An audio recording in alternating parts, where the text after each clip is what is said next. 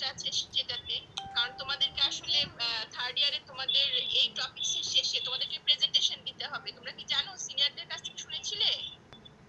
না ম্যাম, শুনি নাই। আচ্ছা, বাংলাদেশে এবং দেশের বাইরে যেসব এগ্রিকালচারাল ইনস্টিটিউট গুলো আছে, যেমন ধরো বাংলাদেশের মধ্যে আছে BD, Bangladesh rice research institute, Bangladesh agricultural research institute, BINA, ঠিক আছে, হ্যাঁ, আরো সুগার কেন রিসার্চ ইনস্টিটিউট, ফরেস্ট রিসার্চ। তো যেসব ইনস্টিটিউট গুলো আছে দেশের মধ্যে এবং দেশের বাইরে, যেমন ধরো ইরি, ইন্টারন্যাশনাল রাইস রিসার্চ ইনস্টিটিউট আছে, তারপর সিমিট আছে, তারপরে অন্যান্য যেগুলো আছে সেগুলো নিয়ে আসলে প্রেজেন্টেশন দিতে হয় স্টুডেন্টদেরকে। হ্যাঁ, তো সেক্ষেত্রে আমি তোমাদেরকে গ্রুপ করে দিব এবং তোমরা হচ্ছে প্রেজেন্টেশন দিবা। বাট নেক্সট ক্লাসে আমি ওভারঅল সবগুলো ইনস্টিটিউট একটু আলোচনা করব, কিন্তু এর পরের ক্লাসগুলোতে এরপরে তোমরা 1 মান্থ সময় পাবা। এই 1 মান্থ টাইম পিরিয়ডের মধ্যে তোমরা প্রেজেন্টেশন গুলো রেডি করবা এবং তারপর তোমরা এখানে আমরা একটা ওয়েবিনার করব, যেখানে তোমরা তোমাদের প্রেজেন্টেশন গুলো তোমরা প্রেজেন্ট করবা আর কি, তোমাদের পাওয়ার পয়েন্ট প্রেজেন্টেশন গুলো। ঠিক আছে, বুঝতে পেরেছো? তো সেজন্য হচ্ছে আমি এই টপিকটাকে সামনে আগিয়ে নিয়ে আসলাম, কারণ এখানে আমরা কিছুটা কনজারভেশন নিয়ে আলোচনা করব। তোমরা যখন ইনস্টিটিউট গুলো নিয়ে প্রেজেন্টেশন বানাবে তখন তোমাদের এটা লাগবে। হ্যাঁ, তো আজকে যে টপিকসটা আমরা আলোচনা করব এটা হচ্ছে in situ ex situ germplasm conservation and cryopreservation, importance of germplasm conservation in crop breeding. তোমরা কি কনজারভেশন নিয়ে সেকেন্ড ইয়ারের ব্রিডিং এ পড়েছিলে? In situ ex situ conservation নিয়ে কি তোমাদের ধারণা আছে কিছু? জি ম্যাম। ফার্স্ট ইয়ারে বায়োডাইভার্সিটিতে পড়েছিলাম, মানে মতটা ডিটেইলস ধারণা ছিল না। আচ্ছা, এখন নতুন করে বললে ভালো হয়। ফার্স্ট ইয়ারে বায়োডাইভার্সিটিতে পড়েছিল।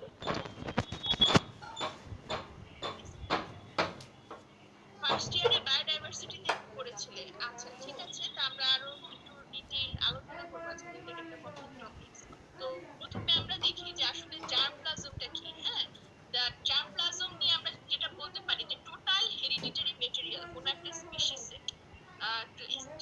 একটা স্পিসিসে তো অনেকগুলো অনেক ধরনের ভ্যারাইটি থাকতে পারে, রাইট? যেমন ধরো রাইসের কথা যদি আমরা চিন্তা করি, রাইস হচ্ছে স্পিসিসটা হচ্ছে অরাইজা স্যাটাইভা, এটা একটা প্লেন নেম, স্পিসিস নেম। কিন্তু রাইসের কিন্তু অনেক ভ্যারাইটি আছে, তাই না? যেমন আমাদের ফার্মাররাই তো অনেক রাইস চাষ করে। তারপর আমরা যদি চালগুলো দেখি আমাদের এখানে, তুমি দেখবা কোনোটা লাল চাল আছে বাজারে, কোনোটা হচ্ছে সাদা, যেগুলো আমরা প্রেফার করি।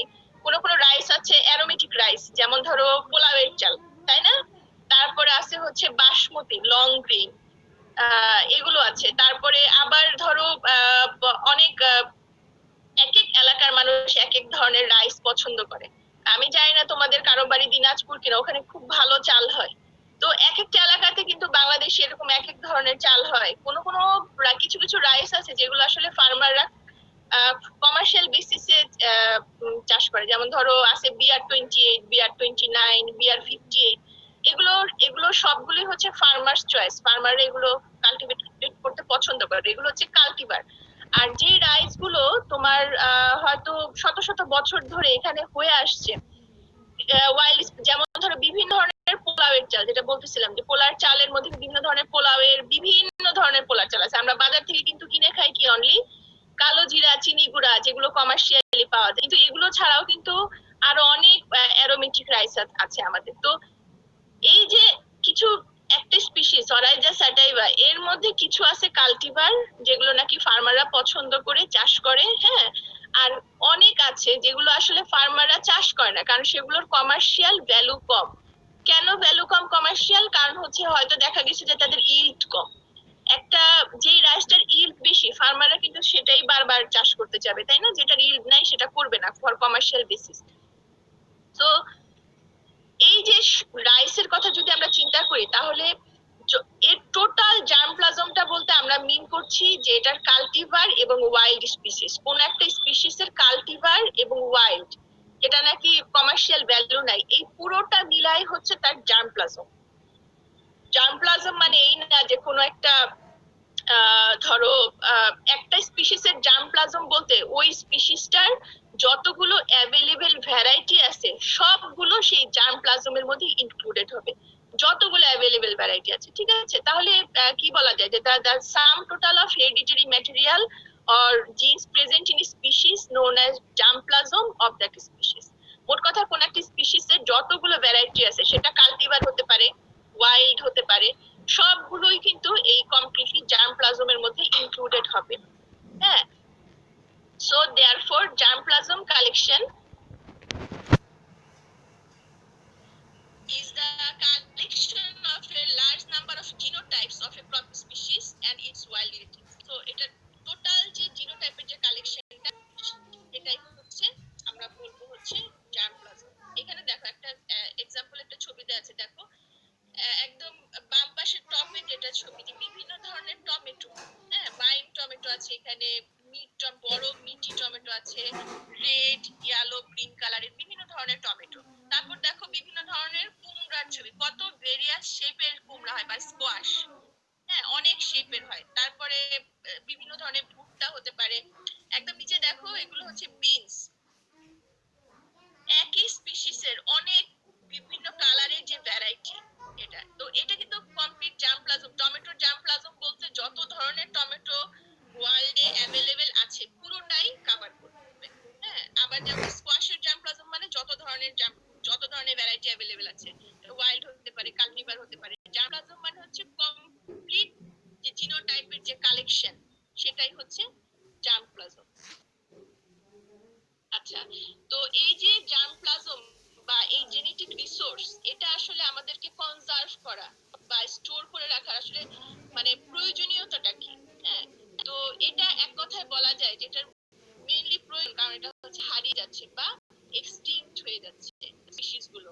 Species have been disappearing at up to 1000 Times the natural rate. আগে যখন নাকি হিউম্যানের অ্যাক্টিভিটিস, আমরা তো হিউম্যান এখন ওয়ার্ল্ডে লিড করি, তাই না? হিউম্যানকে যদি জাস্ট সুপিরিয়র প্রাণী হিসেবে চিন্তা করে তুমি ভাবো যে হিউম্যান নেচারের একটা পার্ট। তো হিউম্যান যখন নেচারে আসলো, তারপর থেকে কিন্তু আমাদের যে হিউম্যানের যে অ্যাক্টিভিটিস বা অ্যানথ্রোপোজেনিক অ্যাক্টিভিটিস, এই যে আমরা বিল্ডিং করি, শহর বানাই, তাই না? তারপরে হচ্ছে গ্রাম, তারপরে হিউম্যানের আরেকটা বড় অ্যানথ্রোপোজেনিক অ্যাক্টিভিটিস হচ্ছে এগ্রিকালচার, চাষ করা, তারপরে হচ্ছে আমরা চলাচল করি, এই যে আমার বিনোদনের জন্য আমরা বিভিন্ন জায়গায় যাই, এই যে আমাদের মুভমেন্ট, আমাদের যে অ্যানথ্রোপোজেনিক অ্যাক্টিভিটিস, এটার কারণে কিন্তু আমাদের বায়োডাইভার্সিটি আছে 1000 টাইম হচ্ছে দ্রুত কিন্তু কমে যাচ্ছে বা এক্সটিংক্ট হয়ে যাচ্ছে স্পিসিস গুলো। বলা হয় যে প্রতি মিনিটে 3টা করে স্পিসিস লস্ট হয়ে যাচ্ছে ওয়ার্ল্ড থেকে। An estimated 34,000 plant and 5,200 animal species face extinction, including 1 in 8 bird and 1/3 of all amphibians. দেখো কোন রেটে এই স্পিসিস গুলো সব এক্সটিংক্ট হয়ে যাচ্ছে। 20% of known bird species have already disappeared. 41% of mammals are declined and 28% are under died. 45% of world's original forests are gone. Forest areas of about 4 times the size of Belgium are being lost every year. দেখো এইভাবে যদি forest lost হতে থাকে, একটা forest যদি lost হতে থাকে, তাহলে কিন্তু সাথে সাথে সেই ফরেস্টে যত অ্যানিমালস আছে, তারপরে বার্ডস, প্ল্যান্টস এর সাথে সাথে কিন্তু এগুলো কিন্তু আস্তে আস্তে লস্ট হতে থাকে। এগুলো কিন্তু থ্রেট, এভাবে লস্ট হতে হতে হতে হতে একসময় দেখা যায় ওই স্পিসিসটাই এক্সটিংক্ট হয়ে যায়। হ্যাঁ, so human activities are creating the greatest wave of extinction since the natural disaster that wiped out dinosaurs 65 million years ago. Dinosaur যখন বিলুপ্ত হয়ে গেল, তখন কিন্তু একটা মাস এক্সটিংশন হয়েছিল। তোমরা জানো কিনা? তখন ধারণা করা হয় যে হয়তো কোনো বড় উল্কা এসে পৃথিবীতে আগে ডাইনোসর কিভাবে বিলুপ্ত হলো নিয়ে লটস অফ কন্ট্রোভার্সি আছে, কন্ট্রোভার্সিয়াল আইডিয়া আছে, কিন্তু একটা খুব কমন আইডিয়া যেটা হচ্ছে যে বড় কোনো উল্কা পৃথিবীতে আঘাত করে এবং তার ফলে অনেক ধুলার মেঘ তৈরি হয়। এই ধুলার মেঘ তৈরি হওয়ার কারণে সানলাইট অ্যাটমসফিয়ারে পেনিট্রেট করতে পারছিল না, ফলে দেখা যায় যে সানলাইট যখন পেনিট্রেট করতে পারে নাই আগে ধুলার মেঘের কারণে, তখন দেখা আস্তে আস্তে পৃথিবীর টেম্পারেচার হয়ে যায়। হ্যাঁ, আরেকটা আইস এজ শুরু হয়। আইস এজ শুরু হওয়ার সাথে সাথে যখন পৃথিবীতে আইস এজ শুরু হয়েছে, তখন মাস এক্সটিংশন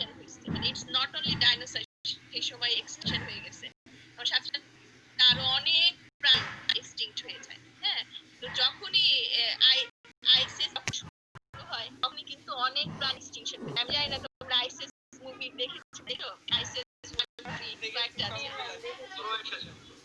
হ্যাঁ দেখছি জি ম্যাম দেখছি। খুবই মজার তোমরা একটু লাইক করো আমি কিন্তু অ্যানিমেটেড মুভি খুব পছন্দ করি তো বই দেখলে কিন্তু কিছুটা বোঝা যায় না যে কিভাবে অনেক প্রাণী সব দলে দলে পালিয়ে যাচ্ছে শেল্টারের জন্য এক্সটিংশন হয় তো এভাবে নেচার কিন্তু এক্সটিংশন বিভিন্ন সময় হয়েছে কিন্তু হিউম্যান ইম্পোজড এক্সটিংশন এটা বলা হয় আমরা এখন হচ্ছে আরেকটা এক্সটিংশন পিরিয়ডের মধ্যে দিয়ে যাচ্ছি যার জন্য একেবারেই দায়ী হচ্ছে হিউম্যান এবং বলা হয় যে প্রত্যেক মিনিটে 3 স্পিসিস অলরেডি বিলুপ্ত হয়ে যাচ্ছে শুধু আমাদের জন্য আমাদের অ্যাক্টিভিটিসের কারণে তো it has been estimated that the survival of approximately 9,000 wild species of plants is in some way threatened and the majority of these are from tropical regions. Tropical region প্রায় 9,000 wild species planted threat আছে মানে এরা এক্সটিংশনের পাইপলাইনে আছে this highlights the need for a positive approach to conserve endangered plants. The principle of any technology designed for germplasm conservation should be to preserve the maximum possible genetic diversity of a particular plant or genetic stock for future. যেই germplasm conserve করার জন্য আমরা যেই অ্যাপ্রোচেই যাই না কেন we have to ensure যে maximum germplasm যেন আমরা সেভাবে কনজার্ভ করতে পারি। আচ্ছা বর্তমানে পৃথিবীতে দেখো প্রায় হচ্ছে 2.5 লক্ষ থেকে 3 লক্ষ এডিবল প্ল্যান্ট আছে যার মধ্যে প্রায় 20,000 হচ্ছে আমরা মেডিসিনাল পারপাসে ব্যবহার করে থাকি animals provide 30% of human requirement for food and agriculture ওয়ার্ল্ডে 5,490 mammals এর মধ্যে 78 already extinct 188 critically endangered এবং 540 হচ্ছে endangered 492 হচ্ছে vulnerable আচ্ছা এখন দেখো এই যে এক্সটিংশন হয় এটা কিন্তু অনেক ন্যাচারাল কজও আছে হ্যাঁ যেমন ধরো 30% ম্যানগ্রোভ ফরেস্ট হচ্ছে ওয়ার্ল্ডের অলরেডি গন এটা কেন এটা ন্যাচারাল ক্যালামিটির কারণে আমরা জানি যে ধরো লাস্ট যে বড় ঝড়ে আমাদের ম্যানগ্রোভ ফরেস্টের সবচেয়ে বড় ক্ষতি হলো সেটা ছিল সিডোরের কারণে সুন্দরবনের একটা বড় অংশ ধ্বংস হয়েছে হ্যাঁ এটা রিকভার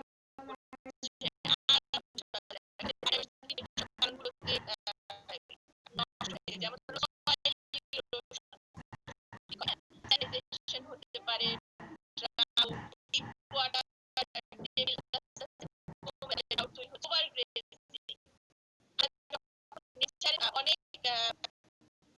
অনেক যখন আমরা মাঠে চড়া ফার্মিং করে কিন্তু অনেক সময় দেখা যায় যে ফার্মিং নেচারে করে গ্রেন করে ওভার গ্রেজিং এর ফলে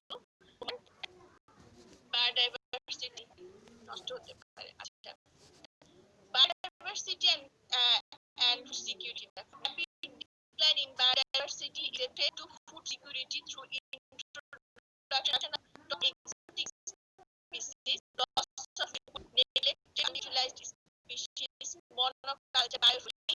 সব কিন্তু biodiversity কমে যায় ফলে ফুড সিকিউরিটি একটা ডেঞ্জারের মধ্যে যেমন ধরো আমরা যদি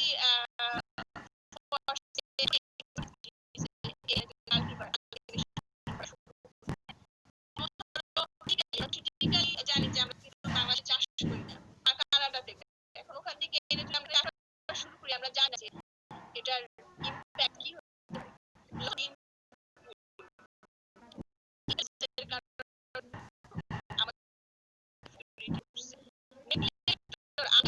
আমরা আলু বা এই ধরনের ডাল এগুলোও কিন্তু রোবাস্টলি চাষ কিন্তু আন্ডার ইউটিলাইজড স্পিসিস বলতে এখানে মিন করছে যেমন ধরো মিলেট জব হচ্ছে তোমার সরঘাম যেগুলো অতটা চাষ করে তো এই ধরনের আন্ডার ইউটিলাইজড স্পিসিস গুলো আমাদের বায়োডাইভার্সিটি লস এবং এর ফলে কিন্তু ফুড সিকিউরিটি থ্রেটের মুখে পড়ে মনোকালচার তুমি যদি বারবার একই জমিতে একই ধরনের কালচার করতে থাকো পরে কিন্তু জমির উর্বরতাও তো নষ্ট হয়ে যায় ফলে কিন্তু কাল্টিভেশন ইল্ড অনেক কমে যায় না একটা হচ্ছে বায়োফুয়েল আমি জানি না তুমি জানো কিনা বায়োফুয়েল মিন করে ইথানল আর কিন্তু আমাদের যে ক্রপগুলো সিরিয়াল গুলো আমরা খাই যেমন ধরো গম রাইস গম, তারপর হচ্ছে ভুট্টা, মেইজ, এর মধ্যে হুইট এবং মেইজ এই দুটো থেকে কিন্তু কমার্শিয়ালি ইথানল বানানো যায়। এখন এগুলো বলে ইথানলকে বলা হয় বায়োফুয়েল, কারণ ইথানল ব্যবহার করে বিভিন্ন ইন্ডাস্ট্রিতে ফুয়েল হিসেবে ব্যবহার করা যায়। আমরা যদি এমন হয় যে আমরা আমাদের সব হুইট, মেইজ এগুলো দিয়ে আমরা ইথানল বানিয়ে ফেলতেছি, তাই না, তাহলে আমরা খাবো। সো এইসব কারণে কিন্তু ফুড সিকিউরিটি চিটের মুখে পড়ে। হ্যাঁ, introduced species resistant to habitat destruction threatening biodiversity, যেটা বললাম ক্রিটিক্যালি কথা, যে কিন্তু বায়োডাইভার্সিটি থ্রেটের মুখে ফেলে দিতে পারে।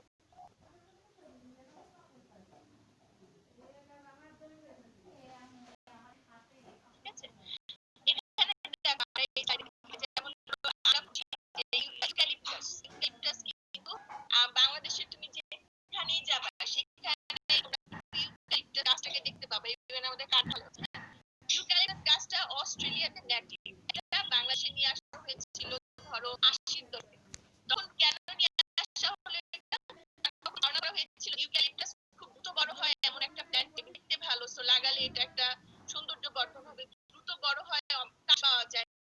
তো এই কাঠ ভবিষ্যতে কমার্শিয়াল ভ্যালু পাবে এবং দ্রুত, অ্যাকচুয়ালি দ্রুত বড় হওয়ার কারণে, দ্রুত বড় হবে, কাঠ পাওয়া যাবে, এই কারণে এটা নিয়ে লাগানো হয়।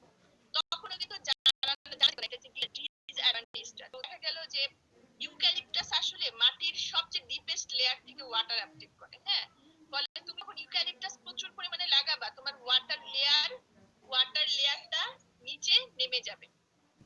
ঠিক আছে, আরেকটা জিনিস যেটা নাকি আমাদের এখানে চলে আসছে, জানি না কিভাবে, সেটা মিলিবাগ।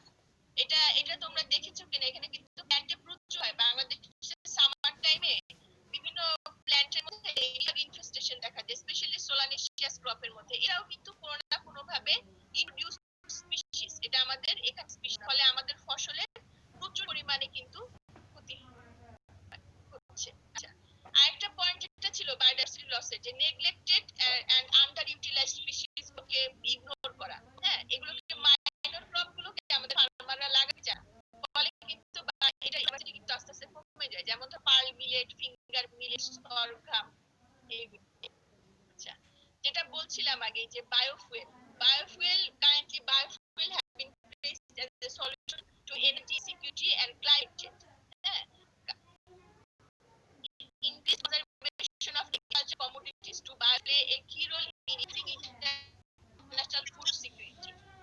ইন্টারন্যাশনাল ফুড সিকিউরিটিটাকে কিন্তু ফুড থ্রেটের মুখে পড়ে, কারণ আমি যখন যেটা বলছিলাম যে সব গম এবং ভুট্টা দিয়ে যদি বায়োফুয়েল বানায় এবং সেটা বেশি প্রফিটেবল, বাট ফার্মার কিন্তু সেটাই করতে চাবে, কিন্তু সেটা আসলে আমাদের সিকিউরিটিটাকে ফেলে দেয়। ঠিক আছে, শোনো, আমি একটা অ্যারাউন্ড 10 মিনিটস এর একটা ব্রেক নিচ্ছি। ঠিক আছে, তোমরা তোমরা থাকো মিটিং এ, you can converse with each other, আমি ব্রেক নিচ্ছি। Thank you ma'am.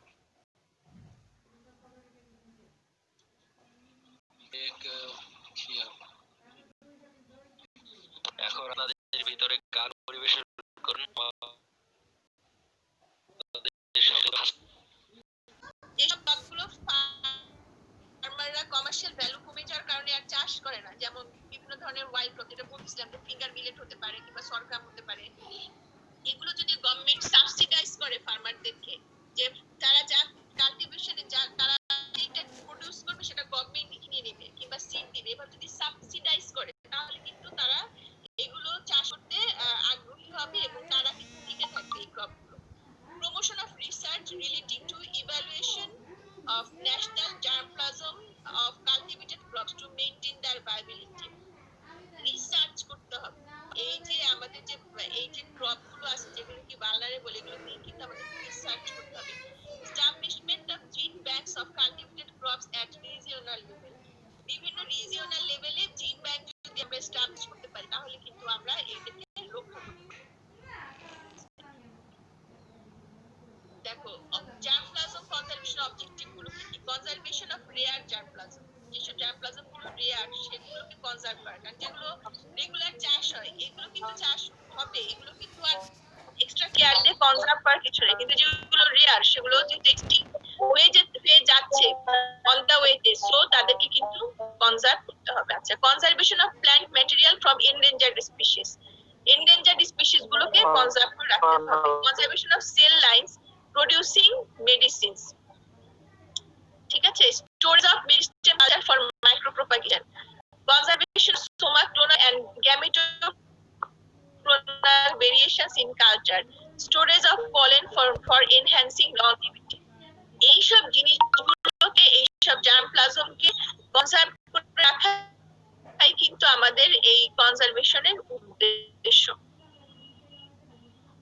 আচ্ছা, কনজারভেশন কি কি ধরনের হতে পারে? হ্যাঁ, ইনসিটু মানে হচ্ছে ইন ভিভো, নেচারের মধ্যেই যে যেখানে আছে সেখানে কনজার্ভ করে রাখা। দেখো, conservation of germplasm in natural condition, আমরা যদি ইয়েকে সুন্দরী গাছকে, হেটেরোফোমিসকে যদি আমরা, তখন এটা আমি ম্যানগ্রোভ ফরেস্টে সুন্দরবনে কনজার্ভ করব, এমন এনভায়রনমেন্ট ওখানে আমি রেখে দিব, কনজার্ভ করবো ওখানে, সেটা হবে হচ্ছে ইনসিটু কনজারভেশন। কিন্তু ওখান থেকে নিয়ে এসে যদি আমাদের বটনি ডিপার্টমেন্টের বোটানিক গার্ডেনে কনজার্ভ করি, তখন সেটা হবে হচ্ছে এক্স সিটু। হ্যাঁ, তো conservation of germplasm in artificial condition হচ্ছে এক্স সিটু কনজারভেশন। আচ্ছা, দেখো, ইন সিটু কনজারভেশন কিভাবে হতে পারে? This refers to the conservation of genetic resources in their natural habitats, যেটা বললাম যে সুন্দরী গাছকে সুন্দরবনেই কনজার্ভ করা, হ্যাঁ, তারপরে শাল গাছকে শাল ফরেস্টেই কনজার্ভ করা। তো এগুলো হচ্ছে নেচারেই, যখন আমরা সেই স্পেসিফিক প্ল্যান্টটাকে তার ন্যাচারাল হ্যাবিটেটে কনজার্ভ করব, সেটাকে আমরা বলবো হচ্ছে in situ conservation. This method of conservation mainly aims at preservation of land races with wild relatives in which genetic diversity exists or increase the weedy wild forms present, hybridized with related cultivars. আমরা যখন কোন একটা স্পিসিসকে তার natural এনভায়রনমেন্টেই conserve করব, এখানে একটা advantage আছে, সেটা হচ্ছে যে তাকে যদি আমরা কালটিভারের সাথে ওয়াইল্ডকে কনজার্ভ করি, তখন তাদের মধ্যে কিন্তু নেচারে ক্রসিং হতে পারে। হ্যাঁ, ফলে কি হবে? নতুন নতুন ডাইভার্সিফাইড ফর্ম তৈরি হতে পারে। সো নেচার, সেটাকে ন্যাচারাল এনভায়রনমেন্টই কালটিভারের সাথে ওয়াইল্ডকে যদি কনজার্ভ করো, তখন কিন্তু তাদের মধ্যে নতুন ভ্যারাইটি ডেভেলপ করার একটা চান্স থাকে, এবং তারা পাশাপাশি সাস্টেইন করে নেচারে, যেটা নাকি তাদের ন্যাচারাল এনভায়রনমেন্ট। তো সেখানেই সে সবচেয়ে ভালোভাবে কনজার্ভ হতে পারে। Such populations keep on evolving in their natural environments and broadening their genetic base. এরকম এনভায়রনমেন্টে যদি তাকে তুমি কনজার্ভ করো, তাহলে কিন্তু সে তার নিজের জায়গাতেই আস্তে আস্তে ইভলিউশন তাদের সেই স্পিসিস লাইনে কিন্তু হতে পারে, এবং ফলে কি হবে? ইভলিউশন যদি হয়, তখন তার যে জেনেটিক বেসটা সেটা কিন্তু ব্রড হতে থাকবে, নতুন নতুন ভেরিয়েশন তৈরি হতে থাকবে, নতুন নতুন জার্মপ্লাজম তৈরি হতে থাকবে। হ্যাঁ, such conserved collections can be called natural reserves, natural parks, gene sanctuaries. হ্যাঁ, তোমরা কি টেকনাফে ট্যুরে গিয়েছিলে? না ম্যাম, আমাদের থার্ড ইয়ারে ট্যুর হয়নি। ট্যুর হয়নি না তোমাদের? তোমরা যখন ট্যুরে যাবা, তখন তোমরা কিন্তু এই ধরনের টেকনাফে একটা আছে ন্যাচারাল কনজারভেশন, ঠিক আছে, এগুলো তোমরা দেখতে পারো। কিংবা কক্সবাজার যাওয়ার পথে আছে চকরিয়া সুন্দরবন। তো এগুলো তোমরা দেখলে তোমরা আসলে জিনিসগুলো আরো বুঝবা যে এরকম নেচারেই যদি তুমি তাকে কনজার্ভ করো, সেখানে কিন্তু সে ইভলিউশনের সুযোগ পায়, সে অন্যান্য ওয়াইল্ডের সাথে ক্রস করার সুযোগ পায়, নতুন ভ্যারাইটি তৈরি হওয়ার সুযোগ পায়। সো এটা হচ্ছে তার জন্য বেস্ট কন্ডিশন। কোন একটা স্পিসিসকে তার ওন হ্যাবিটেটে নেচারে কনজার্ভ করাই হচ্ছে তার জন্য বেস্ট বেস্ট বেস্ট কন্ডিশন, ঠিক আছে? আচ্ছা, ডিমেরিটস, এই ইনসিটু কনজারভেশনেরও কিন্তু ডিমেরিটস আছে। যেমন ধরো, there is a risk of materials being lost due to environmental hazards. ধরো আমরা সুন্দরী গাছকে শুধু সুন্দরবনেই কনজার্ভ করে রাখলাম, অন্য কোথাও নাই, তখন সিডরের মতো বড় ঘূর্ণিঝড়ে কি হবে? যদি সব প্ল্যান্ট ওয়াইপড আউট হয়ে যায়, তাহলে কিন্তু সেটা সেখান থেকে লস্ট হবে। যখন তুমি কোনো একটা প্ল্যান্টকে নেচারে কনজার্ভ করবে, এটা একটা বড় ডিমেরিটস হচ্ছে যে কোনো টাইমে সে লস্ট হয়ে যেতে পারে। হয়তো সে কোনো একটা নেচারাল ক্যালামিটির কারণে লস্ট হতে পারে, অথবা সে নেচারে অন্য প্ল্যান্টের সাথে কম্পিট করে পারলো না, তখন সে এক্সটিংক্ট হতে পারে। মানে সে ন্যাচারালি কিন্তু সে এক্সটিংক্ট হতে পারে। Further, the cost of maintaining a large proportion of available genotype in nurseries or field may be extremely high.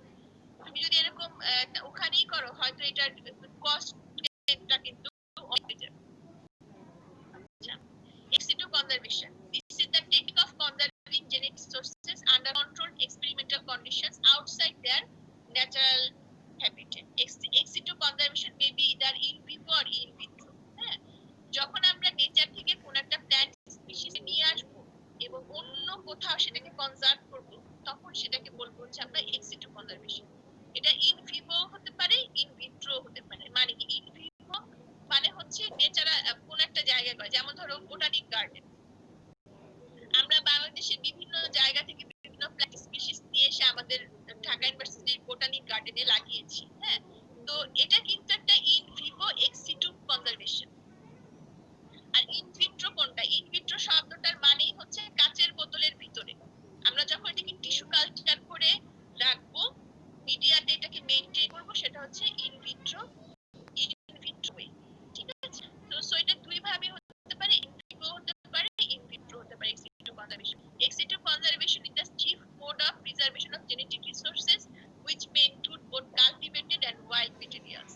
Generally, seeds or in vitro maintained plant cells, tissues and organs are preserved under appropriate conditions for long-term storage as gene bank. হ্যাঁ, একটা long টার্মের জন্য কিন্তু তুমি এভাবে store করে রাখতে পারো, লং টার্মের জন্য। এবং এভাবে তুমি স্টোর রাখলে হারায় যাওয়ার চান্সেস নেই। মনে করো তুমি একটা সিড ব্যাংক বানিয়ে বাংলাদেশে যত ধরনের ডালের মুগ ডালের ভ্যারাইটি আছে, ধরো 10-15 বা 20টা মুগ ডালের ভ্যারাইটি আছে, আমি অ্যাকুরেট জানি না কয়টা আছে, সবগুলোকে তুমি একটা সিড ব্যাংক বানিয়ে সেখানে স্টোর করে রাখো। এখানে একটা সুবিধা আছে, যেমন ধরো ফিল্ডে এটা লস্ট হতে পারে, সিড এনে স্টোর করে রাখলে তোমার কাছে এটা থাকলো, এবং প্রত্যেক বছর বছর এই সিড থেকে কিছু করে প্ল্যান্ট লাগায় বাল্কিং করে আবার সিড নিয়ে আবার তুমি স্টোর করে রাখতে পারো। ফলে এভাবে কিন্তু তুমি অনেক বছর ধরে, মোর দ্যান 100 ইয়ার্স ধরে কিন্তু যে কোনো ইনস্টিটিউট এভাবে তার সিড ব্যাংকে মেইনটেইন করতে পারে, কোনো সমস্যা হয় না, লস্ট হয় না। হ্যাঁ, relatively easy long-term conservation for large number of recalcitrant, sterile or clonal species. Easy access to evaluation and utilization. মনে করো তুমি মানে আমি কোন একটা এই যে ডালের মুগ ডাল নিয়ে ধরো আমি রিসার্চ করতে চাই। বাংলাদেশে মনে করো 15টা ভ্যারাইটি আছে মুগ ডালের। তো এখন আমি যদি এটাকে বিভিন্ন ডিস্ট্রিক্ট থেকে কালেক্ট করতে চাই, এটা কতটা টাইম কনজিউম করবে? আমি কিভাবে পাবো? বিভিন্ন ফার্মারদের কাছ থেকে হয়তো আমি নিয়ে আনলাম, তাহলে এটা একই ভ্যারাইটি, অথচ আমি কালেক্ট করছি বিভিন্ন জায়গা থেকে। হয়তো একটা দিনাজপুর থেকে কালেক্ট করেছি, আর একটা বরিশাল থেকে কালেক্ট করেছি, কিন্তু পরে একই ভ্যারাইটি। সব এগুলো আমি বুঝবো কিভাবে? তাই না? যদি ফিল্ড থেকে কালেক্ট করি, এটা অনেক একটা লেবোরিয়াস কাজ, পুরো ফিল্ড থেকে সবগুলো জিনিস, সব মেটেরিয়াল কালেক্ট করা। কিন্তু ধরো বাংলাদেশে যেরকম সিড ব্যাংক আছে বাড়ির, ওদের কাছে যদি আমি বলি যে আমার যতগুলো মুগ ডালের ভ্যারাইটি আছে সবগুলো নিয়ে আমি আসলে রিসার্চ করতে চাই, আমার ম্যাটেরিয়াল লাগবে, ওরা কিন্তু আমাকে 15টা ভ্যারাইটির সিড ম্যাটেরিয়ালই দিতে পারবে, এবং সবগুলো আলাদা আলাদা ভাগে, এবং সবগুলো নাম এবং আগে আমাকে পাঠাবে, যেন আমি এটা নিয়ে ফার্দার আমার রিসার্চটা কন্ডাক্ট করতে পারি। সো এইভাবে কিন্তু আমি কিন্তু এগুলোকে ইভ্যালুয়েট করতে পারবো, এগুলো আমি ইউটিলাইজ, এগুলোকে আমি ব্যবহার করে নতুন করে ক্যারেক্টারাইজ করতে পারবো। সো সিড ব্যাংকের এগুলো হচ্ছে অ্যাডভান্টেজ। সায়েন্টিস্টরা যে কোনো সময় সিড ব্যাংক থাকলে যে কোনো স্পিসিস অফ ভ্যারাইটি আছে সবগুলো নিয়ে কিন্তু রিসার্চ ওয়ার্ক করতে পারে, যেটা আসলে নেচার থেকে কালেক্ট করে করাটা ফিজিবল। আচ্ছা, in vitro conservation is the conservation of tissues, cells, genomes, and genes under controlled environments. Tissues of different plant species, tissues of different plant parts are conserved at very low temperature in nitrogen. This technique is called cryogen. Genes and genomes are conserved in gene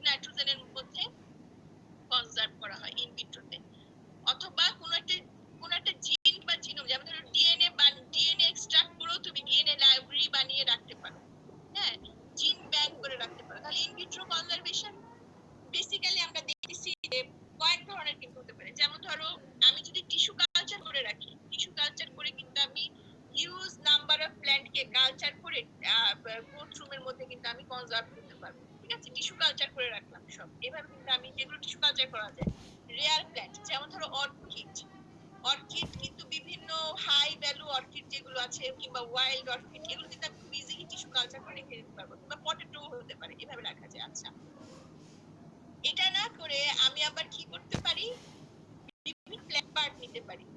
যেমন ধরো অন্য কোন একটা প্ল্যান্টের, যেমন ধরো রাইসের হতে পারে, পটেটোর হতে পারে, লিফ কিংবা আমি স্টেমের একটা অংশ যেটা থেকে আমি রিজেনারেট করতে পারি সেম সেগমেন্ট।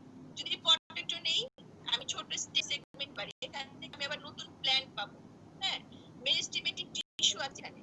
এরকম পার্ট নিয়ে কিন্তু আমি লিকুইড নাইট্রোজেন -196 ডিগ্রিতে কিন্তু আমরা রেখে দিতে পারি ফর লং টার্ম।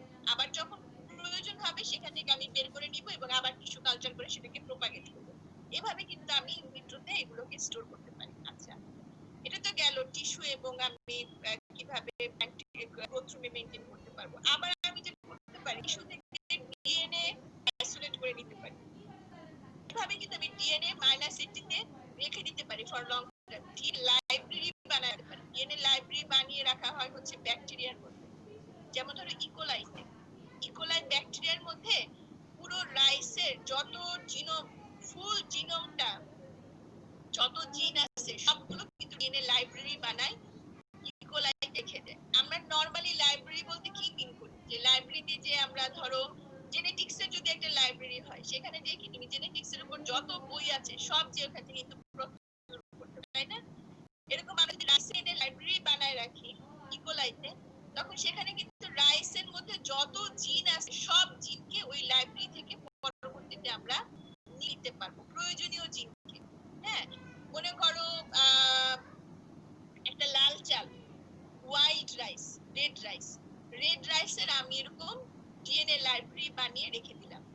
পরবর্তীতে আমার মনে হলো যে রেড রাইসের এই যে রেড কালারটা, এটার পিছনে যে জিনটা আছে সেই জিনটা আরেকটা হোয়াইট রাইসের মধ্যে দিব, কারণ এই জিনটার মধ্যে আছে অ্যান্থোসায়ানিন। এই জিনটার কারণে অ্যান্থোসায়ানিন প্রোডিউস হয়, যেটা নাকি আমি যদি আরেকটা হোয়াইট রাইসের মধ্যে দিতে পারি, তাহলে এটা মোর নিউট্রিশাস হবে, এটার মার্কেট ভ্যালু বাড়বে। আমি এটা করব। তো আমার রেড রাইসের যদি ডিএনএ লাইব্রেরি বানানো থাকে এবং আমি জানি যে আমি কোন জিনটা যদি আমি ক্লোন করি তাহলে আমি রেড কালারটা পাবো, তাহলে কিন্তু ওই ডিএনএ লাইব্রেরি থেকে আমরা ওই স্পেসিফিক জিনটাকে নিয়ে নিতে পারবো এবং সেটাকে আমি আমার ডিজায়ার্ড যে রাইস, যেটাতে আমি কালারটা দিতে চাই, সেটাতে কিন্তু আমরা ক্লোনিং করতে পারবো এবং সেটাকে জেনেটিক ইঞ্জিনিয়ারিং এর মাধ্যমে নতুন প্ল্যান্ট বানাই কিন্তু আমরা আমাদের এই ডিজায়ার্ড রেড কালারটা নতুন ভ্যারাইটিতে দিতে পারবো। এইটা হচ্ছে ডিএনএ লাইব্রেরি বানানোর একটা উদ্দেশ্য। ডিএনএ লাইব্রেরি বানায় রাখলে কি হয়, তোমাকে বারবার ফিল্ড থেকে ওই যে প্ল্যান্টের ডিজায়ার্ড ক্যারেক্টার নিতে চাও, বারবার ফিল্ড থেকে এনে তোমাকে কোনো কাজ করতে হবে। ডিএনএ লাইব্রেরি বানায় রেখে দাও, সিটা নাও এবং জিটা নিয়ে তুমি তোমার যে প্ল্যান্টের মধ্যে দিতে চাও সেখানে দিয়ে দাও। জেনেটিক ইঞ্জিনিয়ারিং, ঠিক আছে? তো এভাবে কিন্তু তুমি যদি লাইব্রেরি বানায় রাখো, তুমি অল্প জায়গার মধ্যে একটা ফ্রিজ ব্যবহার করে ওয়ার্ল্ডে যত রাইস ভ্যারাইটি আছে সবগুলো ডিএনএ কিন্তু ওখানে রাখতে পারো, কারণ খুবই অল্প জায়গা লাগবে। ঠিক আছে, তুমি তোমার প্রয়োজনে ওখান থেকে তুমি তোমার প্রয়োজনে যে কোনো ভ্যারাইটি থেকে যে কোনো জিন নিয়ে তুমি কাজ করতে পারো। তো এটা হচ্ছে একটা অ্যাডভান্টেজ ইন ভিট্রো কনজারভেশন। এখন আমি যদি চাই যে আমি ওয়ার্ল্ডের যত রাইস ভ্যারাইটি আছে সবগুলোকে মেইনটেইন দেই, তখন দেখা যাবে যে আমার আসলে কয়েক বিঘা জমি লাগবে, কয়েকশো ফার্মার লাগবে, যাদেরকে আমি এগুলো মেইনটেইন করবো। হ্যাঁ, এবং আমার অনেক টাকা লাগবে এইসব রাইস প্রত্যেক বছর মেইনটেইন করার জন্য। কিন্তু আমি যদি সিম্পলি সবগুলো ডিএনএ লাইব্রেরি বানায় রাখি, তাহলে কিন্তু আমি আমার একটা ফ্রিজ মেইনটেইন করলেই হয়। এই ফ্রিজের মধ্যে আমার সব ওয়ার্ল্ডের সব ভ্যারাইটি ডিএনএ আছে এবং ইচ্ছা মতো আমি কাজ করতে পারবো। হ্যাঁ, তো এখানে অনেক অ্যাডভান্টেজ আছে ইন ভিট্রো কনজারভেশন, কারণ এটার অল্প জায়গা লাগে, লেবার কম লাগে এবং তোমার টাকাও কম লাগবে। একবার যদি তুমি কনজার্ভ করে রাখো, তোমার 15 বছর 20 বছরও কিছু হবে ডিএনএ গুলো স্টিল। ম্যাম আমাদের ডিপার্টমেন্টে কি এরকম কিছু আছে? হ্যাঁ, দেখো আমরা ইন ভিট্রো কনজারভেশনের অ্যাডভান্টেজ গুলো দেখি। In vitro methods are the most useful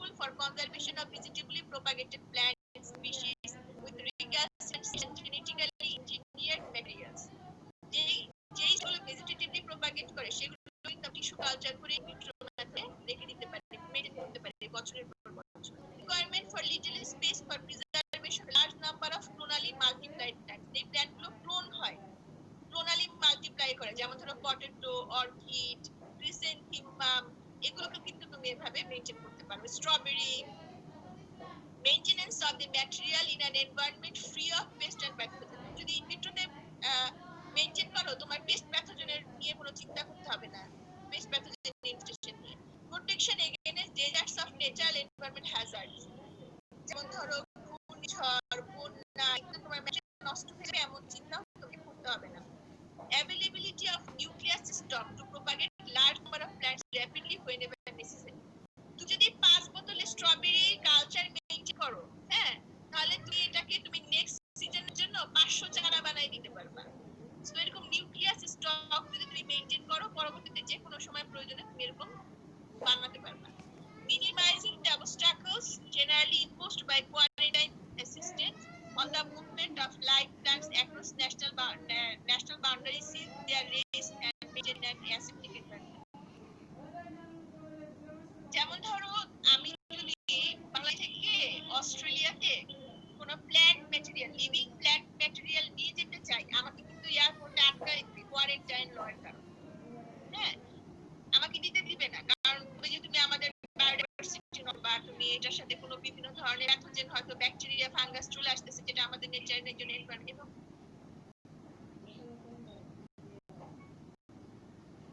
এবং এটা হচ্ছে তোমার অফেন্স, তোমাকে ধরে নিয়ে যাবে, হ্যাঁ, পুলিশ। কিন্তু তুমি যদি একটা বোতলের মধ্যে টিস্যু কালচার ম্যাটেরিয়াল নিয়ে যাও, তাহলে কি তোমার এই পদ্ধতি তুমি করবা না, কারণ এটা কনফাইন্ড বোতলে টিস্যু কালচারের মধ্যে আছে, ওখানে কিন্তু কোনো পেস্ট প্যাথোজেন এমন কোনো কিছু নাই। সো ট্রান্স বাউন্ডারি মুভমেন্ট, যেটা এক দেশ থেকে আরেক দেশে নেয়া, এটা কিন্তু তুমি ইনভিট্রো ম্যাটেরিয়াল নিলে তোমাকে কোনো ধরনের ল এনফোর্সমেন্ট ফেস করতে হবে না।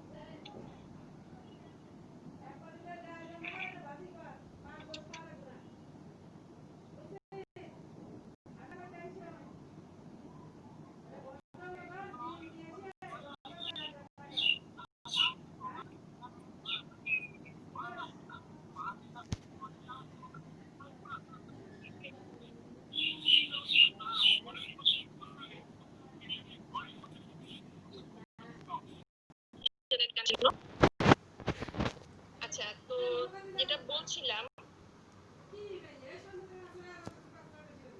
In vitro method, in vitro মেথডের কিছু ডিসঅ্যাডভান্টেজেস আছে, যেমন need to develop individual maintenance protocol for most species.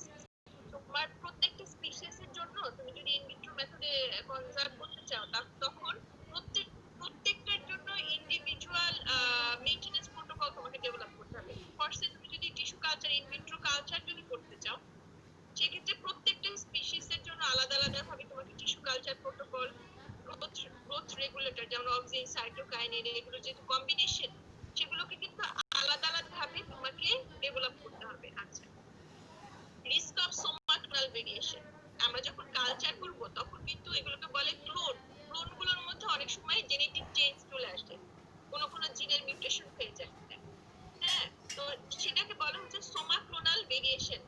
তো এই যে তুমি যখন ইন ভিট্রোতে মেইনটেইন করবা সোমাক্লোনাল ভেরিয়েশন, যেটা আসলে রিয়েল ভেরিয়েশন না, সেটা কিন্তু একটা চান্স থাকে। Relatively high level technology and maintenance cost, তুমি তুমি যখন ইন ভিট্রো মেইনটেইন করবা, তুমি যেসব টেকনিশিয়ানের লাগবে, তো তারা কিন্তু ফার্মার না, হ্যাঁ, তারা কিন্তু তোমাকে এই যে তোমাদের মতো ইউনিভার্সিটি স্টুডেন্ট হতে হবে, হ্যাঁ, স্টুডেন্ট, ইউনিভার্সিটি থেকে পাশ করা, কিংবা তাদেরকে অ্যাটলিস্ট গ্রাজুয়েট হতে হবে, কারণ এই কাজগুলো এতটা সেনসিটিভ যে এই লেবার হচ্ছে স্কিল লেয়ারের প্রয়োজন হয়। তো কারণ হচ্ছে এটার টেকনোলজিটা একটু হাই লেভেলের, maintenance cost high. This requires considerable knowledge of genetic structure of population, sampling technique, methods of regeneration and maintenance of varietal gene pools, particularly in cross-pollinated plants. So এটা কিন্তু যে কেউ করতে পারে না। কোন একটা ইনস্টিটিউট তাদের স্কিলড ওয়ার্কফোর্স আছে, হ্যাঁ, তারা শুধুমাত্র এভাবে ইন ভিট্রো মেইনটেইন করতে পারবে।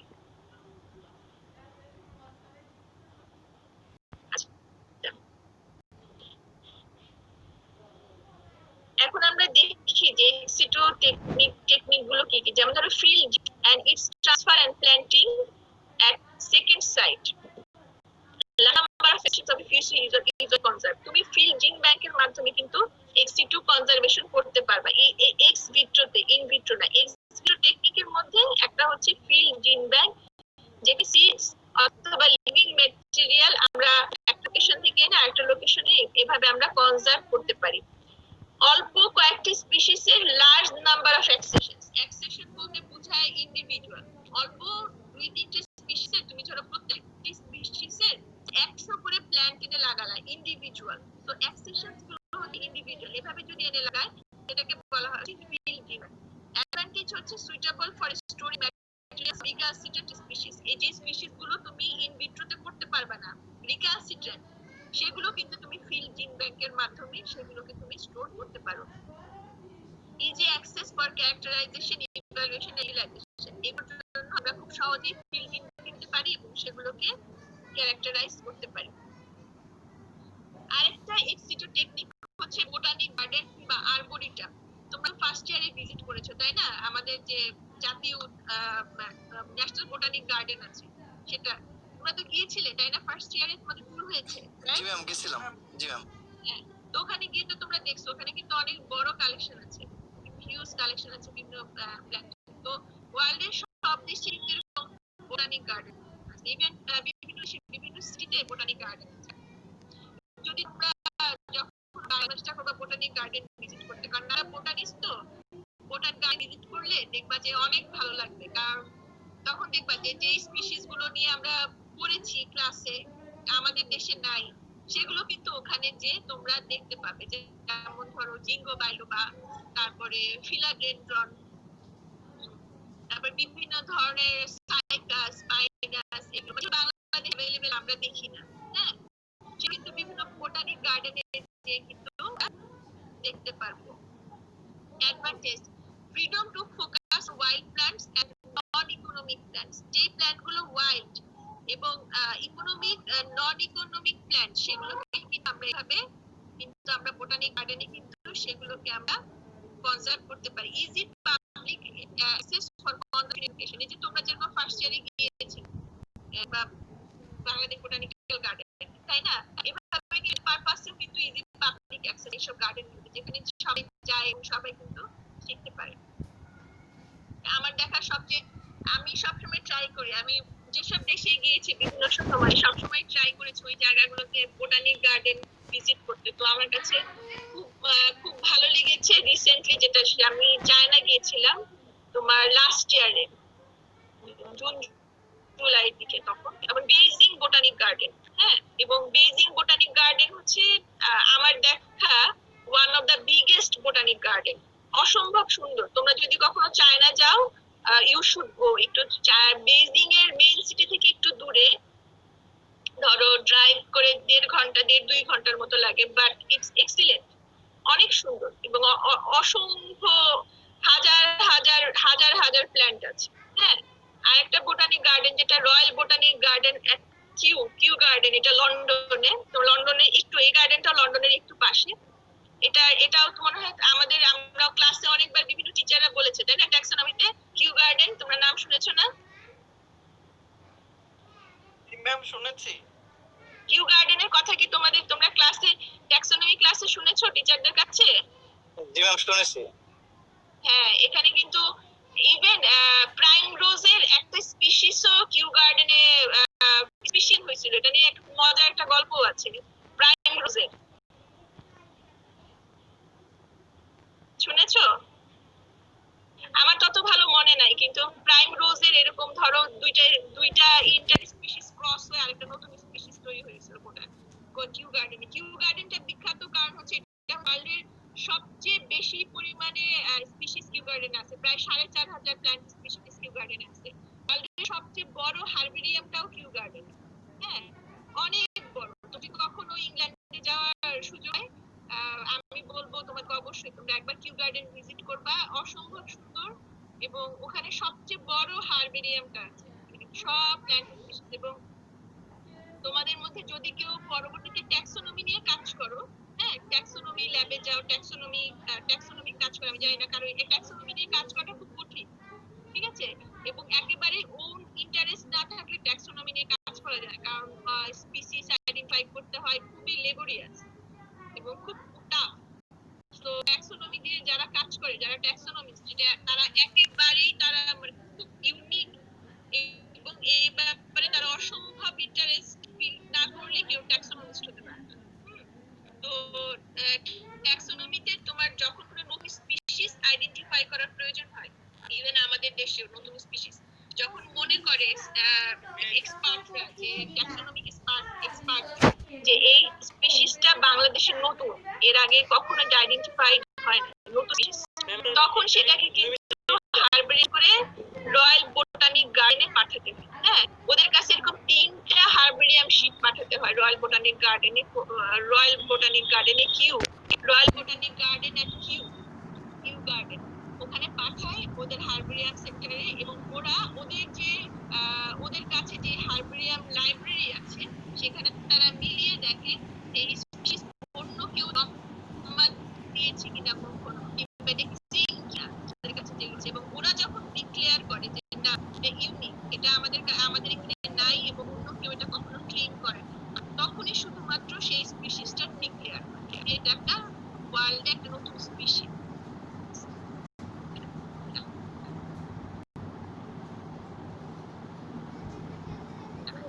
এই কাজ কিন্তু সরি কনফার্ম না, আমি জানি না কত, কিন্তু আমি ট্যাক্সোনমি নিয়ে কাজ করি না, তোমরা জানো, রাইট? আমি তো জেনেটিক্স নিয়ে কাজ করি, সো আমি আসলে জানি না কত সময় লাগে। এখন নিশ্চয়ই কম সময় লাগে, কারণ এখন তো ট্রান্সপোর্ট অনেক ইজিয়ার, কারণ এখন নিশ্চয়ই ডিএইচএল কিংবা ফেডস করে দেয় এগুলো, তারপর ওদের ওখানে চলে যায়, তারপর ওরা ওখান থেকে যে কতদিন লাগে আমার আইডিয়া নেই, বেশি সময় লাগার কথা, ঠিক আছে? কিন্তু যখনই নতুন স্পিসিস ডিক্লেয়ার করতে হয় ওদের কাছ থেকে ডিক্লেয়ার, কারণ ওদের কাছে সবচেয়ে বড় যে রিসোর্সটা, সবচেয়ে বড় বেশি পরিমাণে জার্মপ্লাজম ওদের ওখানেই কনজার্ভ করা আছে, সবচেয়ে বড় হারবেরিয়াম লাইব্রেরি ওদের ওখান থেকে ওরা একে ডিক্লেয়ার করে। আচ্ছা, অ্যাডভান্টেজটা কি দেখো, বোটানিক গার্ডেনের এরকম একটা স্পিসিসকে কনজার্ভ করার, freedom to focus on wild plants and non-economic plants of an easy public access. একটা লিমিটেশনস আছে, কি space limit, the number of genetic diversity species conserve. তুমি যদি এরকম বোটানিক গার্ডেনে প্ল্যান্ট কনজার্ভ করতে চাও, ফরস্টে কিউতে 4,500 প্ল্যান্ট, কত বড় জায়গা নিয়ে করবা? হয়তো কোনো প্ল্যান্টের একটাই মাত্র প্ল্যান্ট আছে। আমি কিউ গার্ডেনে যে দেখেছি, ওদের তো টেম্পারেট কান্ট্রি না, ইংল্যান্ড টেম্পারেট কান্ট্রি, ঠান্ডা, বরফ, স্নোইং হয়, হ্যাঁ, ওখানে কিন্তু আমাদের দেশে যে আম গাছ, কাঁঠাল গাছ, এগুলো কিন্তু হবে না। তো ওরা করে কি, বড় গ্রিন হাউস বানায়, এরকম নাম আছে, যেমন ধরো ট্রপিক্যাল হাউস, একটা হাউসের নামই আছে ট্রপিক্যাল হাউস, অনেক বড় গ্রিন হাউস, অনেক উঁচু। সো ওই ট্রপিক্যাল হাউসের মধ্যে আমাদের যে প্ল্যান্ট গুলো আছে সবগুলো আছে, ওখানে একটা কাঁঠাল গাছ আছে, ঠিক আছে, একটা কাঁঠাল গাছ আছে, একটা কাঁঠাল গাছ আছে, একটা আম গাছ আছে, তারপর কলা গাছ আছে কয়েকটা, তারপরে তোমার এই কামরাঙা, আমরা, এই সব গাছই আছে। মোট কথা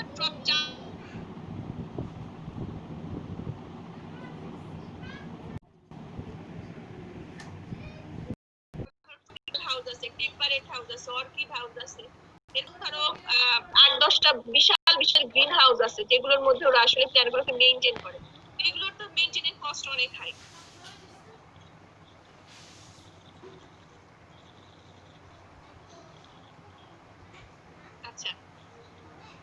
Now more than 2,000 botanic gardens are known around the world, over 150 countries. They maintain more than 6 million accessions in the living collection and 142 million herbaria species. Botanical garden conservation could be considered as field gene bank or seed gene bank or both, depending on the conservation method being used. Ex situ কনজারভেশনের মধ্যে আরো আছে যেরকম ধরো DNA অথবা pollen conservation. এটা নিয়ে আমি একটু আগে বলছি যে তুমি পুরো ডিএনএ লাইব্রেরি বানায় রাখতে পারো, পলেন স্টোরেজ করা যায় অ্যাপ্রোপ্রিয়েট রিফ্রিজারেটেড কন্ডিশনে। পলেন ডিএনএ কিংবা পলেন এরকম ছোট টিউবের মধ্যে কনজার্ভ করে রাখা যাবে, তাই না? ফলে এটা কিন্তু অনেক লো কস্ট এবং ইজি এগুলো কনজার্ভ করা। ডিসঅ্যাডভান্টেজ হচ্ছে প্ল্যান্টের, মনে করো আমি একটা রাইস প্ল্যান্টের ফুল ডিএনএ কনজার্ভ করে রাখলাম, এখন ওই ডিএনএ থেকে কি তুমি নতুন প্ল্যান্ট তৈরি করতে পারবা? এটা তো পসিবল না, তাই না? কোন স্পেসিফিক জিনকে নিতে পারবা ক্লোনিং এর জন্য ট্রান্সফার করতে, কিন্তু ফুল জিনোমটাকে ইউজ করে আবার তুমি একটা প্ল্যান্ট বানাতে পারবে। পলেনের ক্ষেত্রে প্রবলেম হচ্ছে পলেন কালচার করে নতুন প্ল্যান্ট তৈরি করাটা টাফ। আগের ক্লাসে আমি বলছি হ্যাপ্লয়েডের ক্ষেত্রে পলেন কালচার করাটা অ্যান্থার কালচার করা সহজ, কিন্তু পলেন হয়ে গেলে সেটাকে কালচার করে সেখানে একটা হ্যাপ্লয়েড প্ল্যান্ট বানানো এটা থিওরিটিক্যালি ইজি, কিন্তু প্র্যাকটিক্যালি রিস্ক হার্ড জব। তারপরে তুমি যদি পলেন কালচার করে প্ল্যান্টও বানাও সেটাতে হ্যাপ্লয়েড প্ল্যান্ট হবে, সো ডিপ্লয়েড কোনো ক্যারেক্টার তুমি সেখানে পাবা না। সো এইগুলো হচ্ছে তোমার এক্সিটিভ ডিসঅ্যাডভান্টেজ।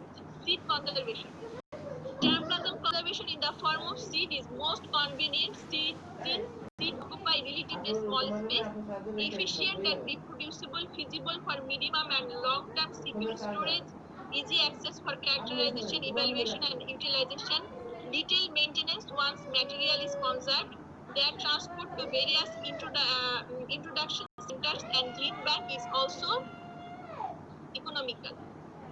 সিড কনজারভেশনের কথা যেটা আমি বলছি যে সিড জিন ব্যাংক, যেমন আমাদের বাড়ির আছে, যত অ্যাভেলেবল ক্রপ স্পিসিস আছে বাংলাদেশে, তোমার ধান বাদে সবগুলোর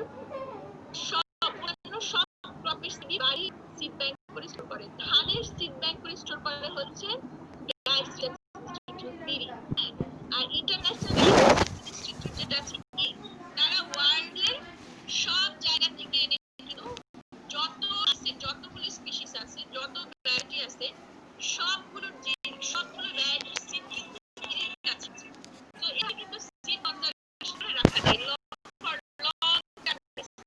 যদি এটা মাইনাস কিন্তু বছর কিছু যদি একবারও প্রপাগেট না করো 20 বছরও কিছু লং টাইম কনজারভেশন করার জন্য কিছু